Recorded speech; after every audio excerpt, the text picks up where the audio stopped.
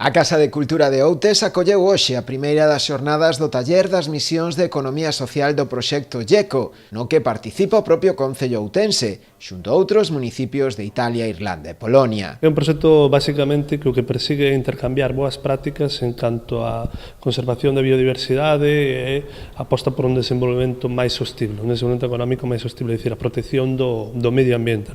Este é un proxecto no que participan concellos, en este caso dous concellos de Italia, un concello de Irlanda e nós mesmos, o concello de Outes e tamén un concello, en este caso de Polonia, pero non puideron estar desta volta no taller. A nós sírvenos para ver que se fai en outros sitios, para tratar de ver se se pode facer aquí, intercambiar experiencias e boas prácticas, esa idea. E despois, para nós é un reto e unha oportunidade ao mesmo tempo poder participar en proxectos europeos, porque ao final, permítenos eso, coñecer experiencias, dar a coñecer Outes, e ademais é unha forma de financiación para moitas nosas actividades, non? Ao final estes proxectos tamén implican recursos que son importantes para o noso concello. A xornada de hoxe contou ademais con presentacións de experiencias locais, como é o caso dos proxectos Econoia, que desenvolve a Confraría de Pescadores, ou as Cabaniñas do Bosque, unha iniciativa de turismo sostible.